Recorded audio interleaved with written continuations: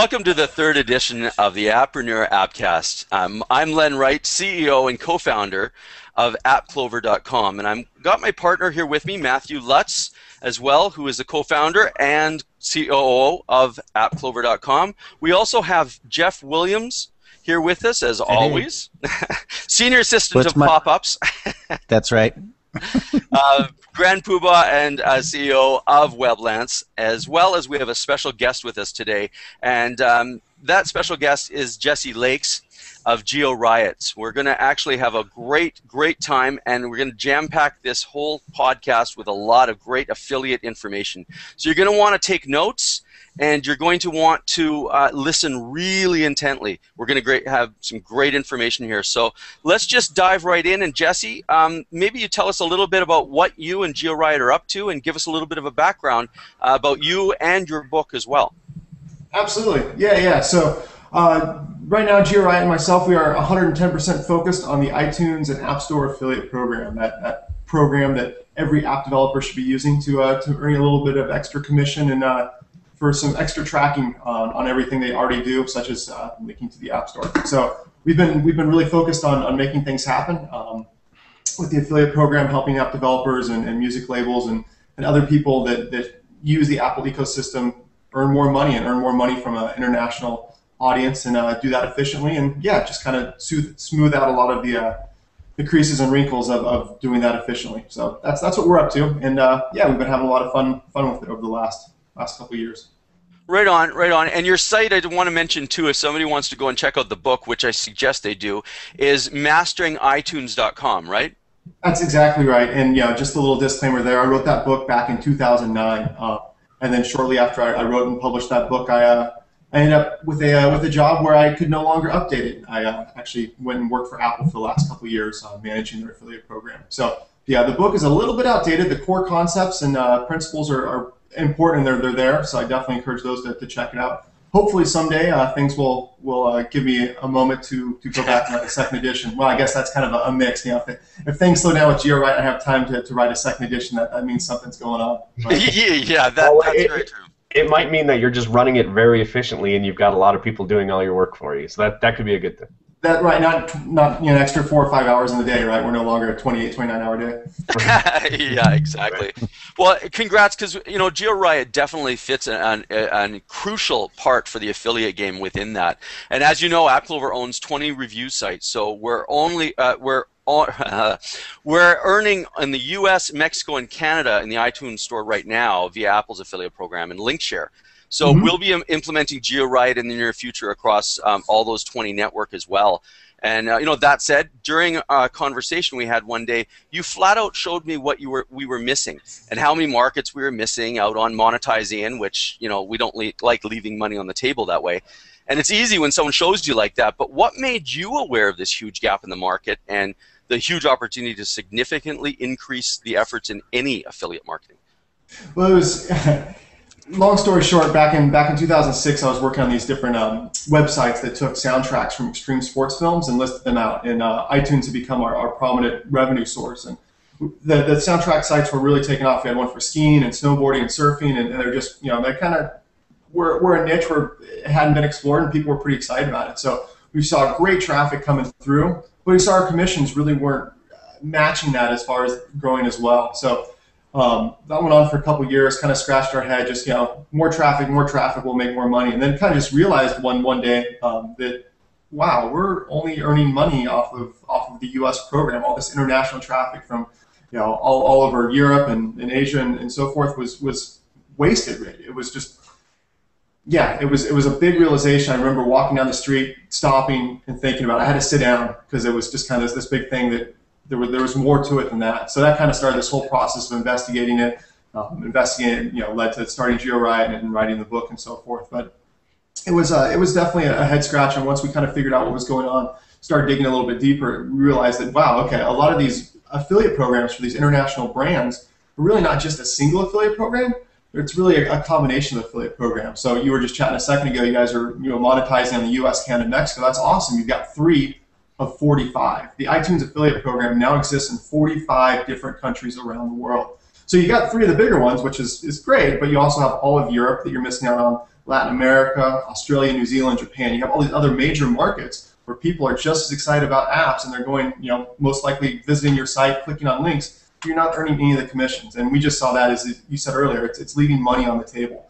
And that sucks. When you can be having the same amount of traffic but making twice as much money off of them, that's a lot cooler. That's, again, that whole efficiency thing that Matt just talked about a minute ago, trying to jam, an extra 4 or 5 hours in your day. Well, why not just double your commissions with the same amount of traffic? That sounds more efficient to me, and that's really what we've been kind of focusing on. It's all about optimizing. Sorry, Matt, but it's all about optimizing what you have. I was literally going to say the same thing, and it's funny because it's one of those things where we just kind of been, just taking it like, oh, okay, this is we're part of the affiliate program. We're using link share and all that stuff on our 20 review sites, but didn't even think like, how can we tap into other markets? And it's one of those things, like, as soon as the first person does it, everyone else is like, oh yeah, of course.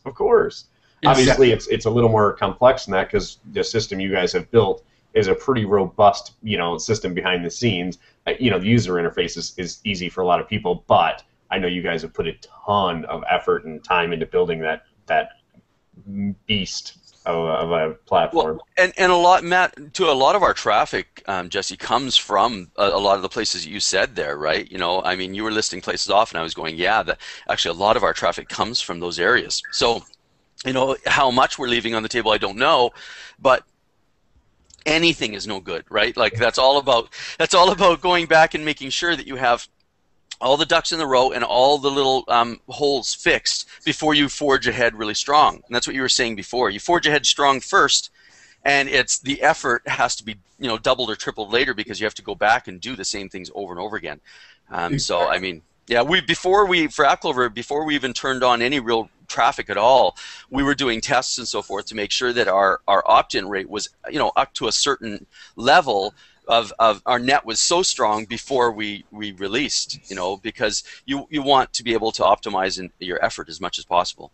Exactly. And to be fair too, you kind of asked about other affiliate programs as well. I think iTunes with their iTunes App Store, iBook Store, and Mac App Store, as it's officially called, affiliate program is pretty wide. But the same problems happen with Amazon. Amazon has 9 different storefronts worldwide, 9 different affiliate programs. So it's definitely a problem that not only do we see kind of in this iTunes App Store ecosystem, but it's a problem in the bigger scheme of things. And it really is all about optimization to make sure that you're getting, you're earning money off of as much as you possibly can, so that you can have the momentum and the resources to forge ahead at full speed. Here's a quick question too for the sort of the newbie with that. Why is it segmented? Like, what where you've just touched on why to a certain extent, but it's segmented in all these countries. Why don't they just have a basic all the way around? Is it mostly legal and depending on country, or don't know? I think there's a lot of different things that tie into that. I'm sure everyone has different reasons, but yeah, a lot of it, I'm assuming, has to do with tax, legal, digital rights. You get artists like Adele. Adele has 4 different record labels, so she has 4 different people who are distributing her music. They need to protect the digital rights and make sure that sales only happen in the countries where they can, or where the rights are allowed for. So I think there's definitely a pretty messy world behind that, and the simplest answer was just to create geographic specific stores and run with it. So again, I'm not an accountant or a tax person, so I'm sure there's many different reasons, but from the third person perspective, that's what I'm assuming. So can we go back a second ago? I just want to get the official name of Apple's affiliate program. Are you ready for it? I am.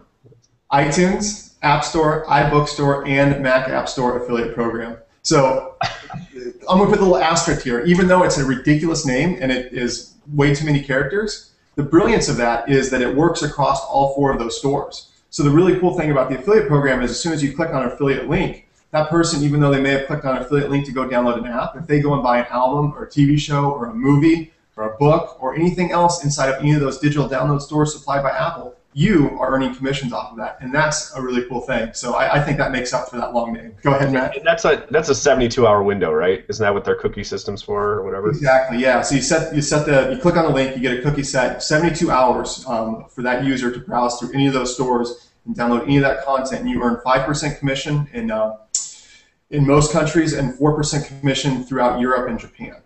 So their cookie. Well, real quick before I say this. You'd think Apple with is like much as they're into simplicity and elegance and all that stuff, and just really like they would just call it like iAffiliate program or something like that. Anyway, that's beside the point. What's interesting about Apple is for most people that don't know about affiliate marketing and stuff, like traditionally affiliate marketing started online. Well, I mean, it didn't start online, but when it moved to online, the cookie system's based off of your IP address or whatever. And now it's in Apple, I assume, and correct me if I'm wrong, but that's based off of your actual account, right? Your iTunes account, or how does that track? It's device specific, yeah. So when you visit a link on your iPhone or your iPad, it's everything you purchase over those 72 hours on that device. It's not tied to your account. Okay, gotcha. Okay. So to dive in a little bit more, we've gone a little bit over the whys and got some meat there. But can you take a few minutes and talk a little bit more about how? Like, give our community some ways that they can and should leverage the iTunes App Store and the affiliate program, everything from in-app to out-app tactics. So absolutely. To boil it down as simply as possible, anytime you link to iTunes or the App Store, you should be using an affiliate link. And we talked about this real briefly, but just to jump in again, one, because you earn a commission, two, because you can also do some pretty easy tracking with that, which allows you to kind of give you some metrics between marketing channels. But going into marketing channels, inside of app, outside of app, there's kind of different, probably 5 different ways that we regularly encourage people to use the affiliate program. First, for app developers, it's really that cross promotion. You have 2 apps or 5 apps or 10 apps in the store. You want to, on your more page or between levels or whatever it may be, you want to cross promote your apps. You want more people using your app specifically.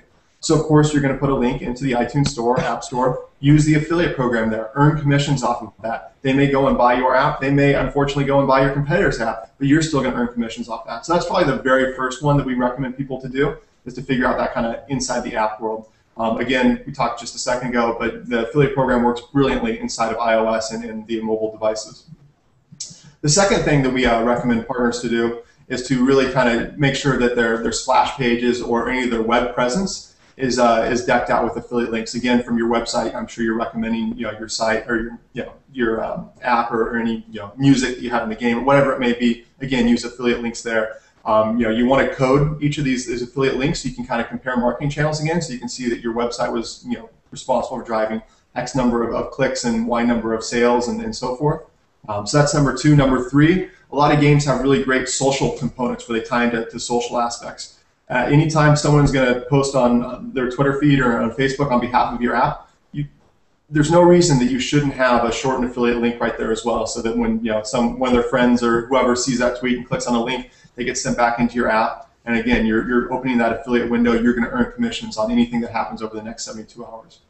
4, I think I'm up to 4 now, is a lot of paid media. If you're going to go and have some sort of advertising campaign for AdWords or for wherever it may be, Facebook ads, LinkedIn, wherever it might be, there's no reason, again, you shouldn't be using affiliate links. Not only will it help defer some of the cost of that advertising campaign, but again, you can kind of market or you can kind of do some metrics around the marketing channel, so you can see how effective your Facebook campaign is versus your AdWords campaign versus your cross promotion inside of your app. So again, it's really kind of leveraging those different pieces. And the 5th one we really recommend people, and again, these are 5 that just kind of come to the top of my head. Creativity, get creative with it. Make sure you don't violate the terms and conditions that Apple lays out, but a little bit of creativity can go a long way in figuring out how to maximize things. But kind of that 5th one is creating your own ads. If you've got a lot of remnant ad inventory inside of your game, inside of your app, wherever it may be, there's no reason that you shouldn't be, again, cross-promoting or even promoting top apps using affiliate links. You're not going to get paid directly from the developer, but again, you open that affiliate window, you're going to get your 4 or 5% from all those sales that happen over the next 72 hours. So it's a great way to monetize into that remnant inventory. It's amazing how quick that when you say that 4 to 5%, you look at the average app as $1, right? But those nickels, I mean, it sounds funny saying this, but when you multiply that times thousands and thousands of clicks and downloads and stuff, it adds up pretty quick. It really does. Yeah, especially if you have a whole network of apps. You're not just talking one single app. Obviously, you should do it from the start. But if you've got a whole network of 20, 30, 40, 50 apps, do that math. It just exponentially grows. And again, you have a pile of nickels every month waiting for you. Well, and if you want to take it, sorry, Jesse, but I was just going to say, Matt, too, even if you don't have your own network and are trying to network, you can actually join with other smaller networks, and it's all comes back to the alliance and the JV stuff, but you can actually form relationships with other smaller networks as well. So you may not have a big network, but you can actually maybe join 5 or 10 smaller networks and make personal deals back and forth with the developers of those, and all of a sudden you've got a big network. So go ahead, Matt. Sorry. Or Jesse, sorry. I'm sure I had some great important point, but I think yours trumped mine, so I forgot. Sorry about that, man. Well, let's take this opportunity to go circle back right all the way around back to GeoRiot. One of the most powerful things we go over with our community over and over when it comes to marketing is measuring, testing, and optimizing. We were just talking about measuring, and we were just talking a while ago about optimizing. And knowing your analytics is so important, because then you know what you're doing right, what you're not doing right, and it gives you that roadmap. So GeoRiot has a pretty robust analytics component to it. And can you give us an idea, or talk about some of your thoughts as to why this is such an important feature in GeoRiot and how people can use it? Absolutely. I mean, just kind of emphasize what you said just a moment ago, which was well emphasized again. But metrics are key. You need to be able to measure your performance. You know where your money's coming from, and that's been just affiliate marketing in general has really revolved around that. And the affiliate networks that exist today, your Linkshare, your Trade Doubler, Commission Junction, maybe they have great reporting, and that's important. But we kind of take that a step further for 2 reasons. First of all, is because if someone's going to sign over their affiliate links to some third party, that transparency, that trust is absolutely important. It's huge. So our dashboard, where you manage your affiliate links and you manage your account and so forth, is just chock full of different reporting. And that's been really important to us, just to build that trust with our clients and allow them to see kind of this bigger macro scale of what is happening, where the traffic's coming from, what's actually working, what's not. So for a long time, our metrics were all along just kind of click trends and geographic trends. And we've been working on this for a while, but we're really excited to be pushed into beta here in the very near future, the second side of that story. So we're able to pull in the sales and commissions information from different affiliate networks, Linkshare, Trade Doubler, DGM, so we can kind of tell what clicks are actually really resulting in sales, and pulling in the monetary piece as well. Currently, our clients have to go to the 3 different affiliate networks, 4 different affiliate networks, and run reports, and those reports will be for different time zones or for different currencies. For the metrics are just different, so it's been a real pain. So we're really excited to kind of bring all those pieces, back into one central dashboard. Everything you need is in front of you. You get the bigger picture. That trust is built. You can move forward. The world's a better place. Yeah. Hey, can I ask you a question, just because I don't know if this is a feature you have or something you've thought about. One of the biggest things that we talk about, and this is more app development stuff, or actually just marketing in general, is market research, right?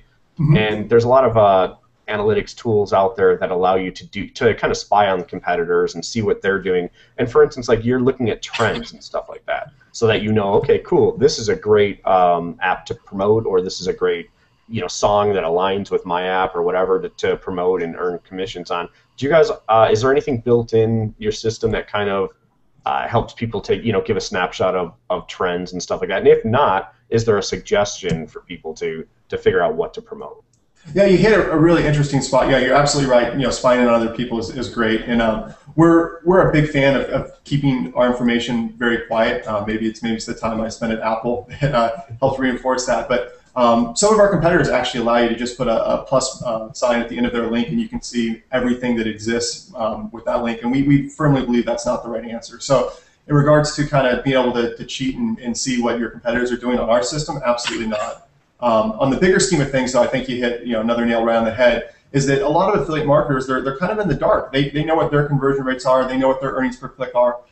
And that's great. They can compare themselves in time, but they really don't get a sense of the bigger industry.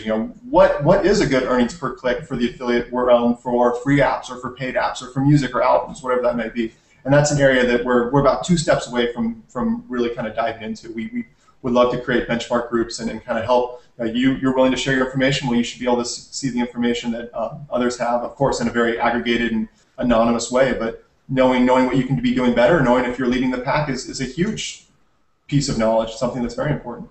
Cool. Yeah, it's funny, too, because that's one of the biggest things right now. I mean, it's always a question when, for instance, if an app developer is coming up with a new app, right? They want to create a new app. They're question is, well, how much can I make off this app? Like, they're obviously thinking that you wouldn't even start making it. And we were talking to someone recently, and they said literally how they find out. Taylor Pierce was saying this is how he finds out if he's got an idea for an app and he's been tracking the competitors and they're like in the top 25, say in the reference category or something. He'll go in to the forums and literally ask, hey, everyone that's in the reference category, top 25, what do you guys do in a day in sales? And he's like, and then I write it all down, I keep track, and that's how I, try to project, okay, I can presumably, if I do at least as good as them, I can presumably make the same amount of money, but, So it's funny that it's a manual effort. So if there's anything you guys build into your system that helps people figure out and kind of project what they might be able to do, as far as and make it automated, like that's a huge selling point.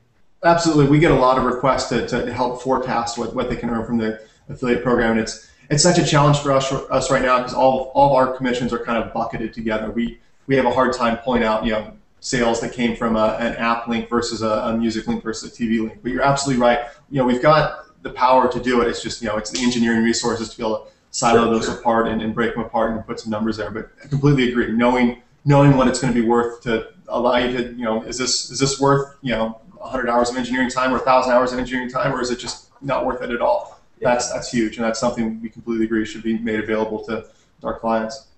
Well, we look forward to seeing it.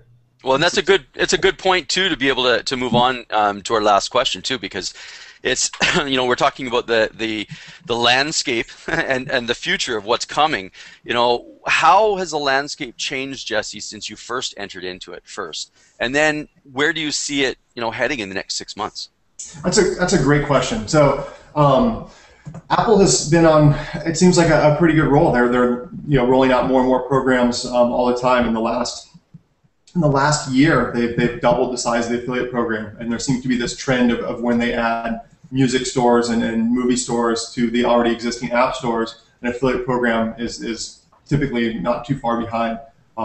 With that in mind, again, this is totally speculative, but I would assume there's going to be more affiliate programs coming out all the time, so that 45 number is going to continue to grow. As it continues to grow, our clients are able to make more and more money. I also think Amazon is going to continue on the same route. I think the last year they've also added 2 more stores, which is a pretty good percentage for them as well. So it's going to continue to grow. I would like to think that Google, having such a good fundamental knowledge of the advertising industry and even owning an affiliate network themselves, will be rolling out an affiliate network for Android in the Play Store. So I really kind of just see this only becoming a more fragmented area and more opportunity for app developers to really earn commissions on something they're already doing, using the affiliate program to link to one of the stores where they sell their own content. And also more opportunity for GeoRide as well to be able to grow through that. Whenever our clients can benefit, we'd like to think that we can maybe help ourselves just a little bit as well. But we're always there to help our clients move forward fastest. Definitely. Well, it's gonna make our little sandbox get even bigger. It's gonna turn into a beach to play on pretty soon. We certainly hope. Well, so just to further that a little bit, the crystal ball question we like to be able to ask because it's important. People are thinking about that, and we're talking all about a wave and a big trend here. So, what do you see? If you had this crystal ball thing going on, what do you see as the next big thing on the horizon that we should really be watching for? Can you see anything that sticks out? Next big thing, I think it's all incremental. It's going to be continue to grow. I think it's looking forward a day at a time. It's nothing crazy, but if we look forward a year or two, thinking that possibly affiliate programs for all 155 countries the App Store exists, and I think that's a pretty crazy claim, but I think it's definitely possible. So right on. That's my crystal ball speculation, but I don't know if it's how crazy that is in everyone's book. Yeah, well, that's the crystal ball thing, right? That's but we see all areas of the mobile space growing, so I definitely would agree with you, and more opportunity that just presents to the developers out there as well that can learn. Absolutely. Right on, Jesse. Well, again, we've really loved having you with us, and keep up people with App Clover as well, because Jesse's a regular contributor, and he'll be coming out with some great information there as well. And so we're just going to segment into the next section of our podcast called In the News with Jeff Williams from Weblance. So Jeff, do you want to take that away for us? Yeah, sure. Well, I guess it's big news this week, and I was just curious. I mean, I can't really call this news because everybody already knows, but Samsung did lose their lawsuit, and I was wondering whether you guys think this is a good thing or a bad thing. Well, for the people that don't know, like, say what that lawsuit is, just because there's probably some Right. people watching that haven't been following. So it's primarily a design issue, and I mean, there was a countersuit from Samsung to Apple, but really the news here is that Samsung is going to have to pay Apple about $1 billion because they had copied the iPhone, and this has been contested. I think the U.S. is probably the eighth or ninth country that they've contested it in. Um, Incidentally, they did also try this in Korea and lost there too. So even the Koreans agree that there was some stealing of their design. However, I think the lawsuit in Korea was $35,000. Hmm. It's Quite a difference. But $1 billion is a big deal, and that's a slap on the wrist. There's not going to be a whole lot of, if somebody has a good idea, let's put it on our phone thing. Um, I don't know. Do you think that's good? I could see it being bad because then we have sort of um, less innovation, and Mhm. I don't know, higher prices and that kind of thing. So less competition. So I don't know. I've got mixed feelings about it, but I am glad that the American company won. So, Why? USA, USA. just exactly. No. I mean, rooting for the home team. Why? And I'm a I think Samsung for user. me- I think for me, it's more. I assume Jesse is as well. Just an Apple fan. So Yeah. I'm okay with them. I don't think they need the extra money. Obviously, it wasn't about the money. It was more about the patent and everything to that effect. And at the end of the day, there are enough creative people out there that can come up with new designs and new technologies and everything else. There's no real reason to copy anything. Now, I'm saying that, of course, and then you look at the app world, and it's an easy way to make a buck. I guess it's just a matter of taking it to the next level, Yeah. right? If you copy apps that are already out there doing successful, and you put a little change on it, you can make a lot of money doing that pretty quickly too. So I guess it's just a phone company taking that same model and taking it to the next level. Well, And getting- it's a fine line too, because everything starts by the idea that was generated by the last idea. It's not like this, it was a fresh thing completely. There's always things that that move over and transfer over. But it really, I think more than anything with Apple, it was really just a show because they're doing so much creation out there. There's so many people copying and so forth. It really just is a good show too to say, hey, look, don't cross the line and copying too much type of but ideas. copying is the highest form of flattery, though. Yeah, exactly. Yeah. And so it is, Jeff, you were saying it is a fine line because there's some good points, but also it gets really sticky when you're a product creator out there too. Yeah. I'm a Samsung user, but I tell you, I took a full right now in our economy. Apple is the darling. I mean, they're a big reason about why we're sort of on this slow recovery, and I was getting real patriotic about it. I mean, it was like the World Cup for me. I mean, I wanted us to win. This was an American company. You come to our country and you copy our phones and then you sell us it. I was like, forget it. So anyway, I was all torn up inside as a Samsung user. But okay, so this next one, I got something that's really quite cool. It's a little bit unusual. Check this out. Can you guys see that image there? Yep. I can. I don't. Does anybody know what that is? It's inside the Rubik's Cube. I was thinking it was the just because I know that this happened this week. The where Will.i.am went out, on the Mars rover and played their song out there, and I'm sure it has nothing to do with that. That's all that I know that happened this week out in space. So No, this actually is quite cool. This is a Android. They're calling it a CubeSat, and it runs on the Android platform. And they send these little doodads up into space. Here you can see there's an empty one. For about you just basically have a motherboard. Then you can put a little payload in there, whether it be a camera or whatever. And for about $8,000, you can send up your own satellite. really, It's really quite cool. And here's the Disney version of their trash can, the amusement parks. That just looks like a floating trash can in space to me. So for $8,000, you can have your own satellite. It's great. Okay, so that's quite cool. Now, listen, I don't know, but I have done a lot of research, and apparently that this is the new iPhone 5. Does anybody have any other information? Because I've been looking around, and I think that this is the actual thing. And the reason that we got this is that they're selling the spare parts before they sell the phone.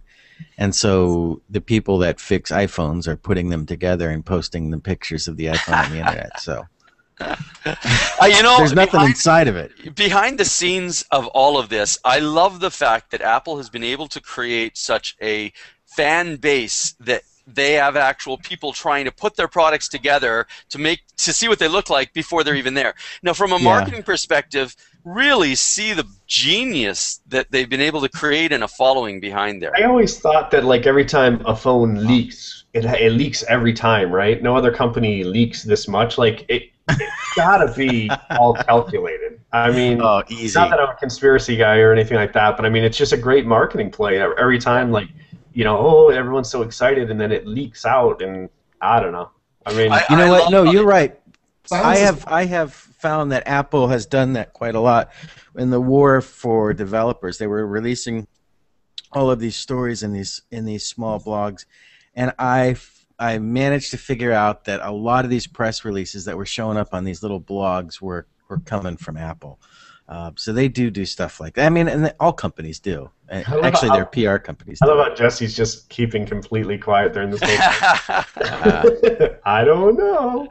But you know, it is from a marketing perspective. I really admire and respect that, because it takes a lot of ingenuity to be able to come up with campaigns that create that much buzz and that continue the buzz. Right, like, you know, so you've had a big buzz and everything else. Well, how do you keep creating it for the next product and for the next product and for the next product? So, you know, hats off to them. You know, I definitely I love that, looking at other companies who are able to do that kind of you know, ingenuity in their marketing, and yeah, well done. Yep. Okay, so this you guys know that I'm a little bit. I lean towards being an activist when it comes to like net neutrality and, you know, don't regulate the internet and that kind of stuff. I think that it is a big deal, and there's a new story this week, and this one I love. About 9 months ago, Time Warner, AT&T, they got slapped for conspiring to actually control the internet and some of the apps that can be used over the internet, and they wanted to shut down voice over IP and that kind of stuff, so that, you know, they could sell you telephone packages for your house, for instance. So they got in trouble for that, and I think that the problem there was that they were actually conspiring together to corner a market. So AT&T went off and did its own thing, and what they're doing now in the cell phone market is that they're trying to block the voice over IP, FaceTime, all that kind of stuff. And the problem with that is that it does violate net neutrality. Now, here's the thing that really shocked me. The FCC are the ones that are coming to the rescue of the consumer. They're telling them that you can't do it, which just blew me away. Now, as you know, AT&T is the provider for, or the primary provider now for iPhone. What do you think Apple's position is on this issue? Do you think that they're for controlling what apps can be used over the internet, or against it? My reaction is Jesse should answer this. No, I'm That's a good question. I think at the end of the day, Apple's out for Apple, right? And the more functionality their apps have and can provide to people, the more money in the day they're going to make. Right. There's other phone providers out there besides AT&T. Exactly, but that's not it. They're 100% supporting AT&T and blocking these apps, which just blows my mind. So, yeah, I know. I couldn't believe it. So, in any case, go to SaveTheInternet.com. You can read about it, and if you want to sign a petition and make your voice heard, you can do that. But I got to tell you, this is the one time I've heard that the FCC is actually coming to the aid, and they're doing the right thing. So, right on. Well, which is the real story. Awesome, awesome. Well, we're trying to keep the podcast to a little bit of a shorter time span. We're doing our best. So we're is there anything else, Matt, that we need to cover before we sign off? Any other points? I think we solved all the affiliate app affiliates questions and all the problems of the world there. Unless there's anything, Jesse, you want to add that maybe we didn't talk about, or if there's anything else you could think of, or if you want to give us an update on GeoRide in general, or if you want to tell me when I can expect my GeoRide T-shirt like you're wearing right now in the mail. Oh, yeah. It's in the mail. Okay. Yeah. Wait a minute. First run is done. For all of our happy clients, we'll see about getting you one, as long as the international shipping's not too ridiculous. Yeah. Well, I can always take it to them. I go to Vancouver a lot, so. Yeah. Yeah, exactly. Eh? So awesome. So Jesse, did you have any final parting words, or? If you haven't explored it yet, definitely dive into the affiliate program, and you'll be surprised at what it'll do. Is that a good car salesman pitch for wrapping it all up? That's fantastic. Awesome. If you care at all about making more money, maybe check us out. I don't know. Yeah, if you like leaving money on the table, then don't bother. But perfect. I think you guys got it for me. Okay, sounds good. Well, on that note, let's close it off today. It's been a great podcast, and Jeff, I want to thank you as well. I want to tell everybody else that Jeff's continuing the special offer for App Clover Community. If you go to his site weblance.com and sign up for his beta, you're going to get a premium membership free, roughly a $240 savings, like that every day. And Jesse Lakes, please go visit his website and go look up GeoRide as well. Also, although the book is, like you said, 2009, masteringitunes.com, go check it out. georiot.com, go check it out. Also, he's a regular contributor on Appreneur magazine and on App Clover, so definitely keep following us. And from Matthew Lutz and myself, Len Wright, from App Clover, check us out, and make sure you check out the next issue, which is coming out in the next week or so, of Appreneur magazine. It's rocks. So with that being said, thank you all for tuning in. We really appreciate it and hope you enjoyed it, and have a great day.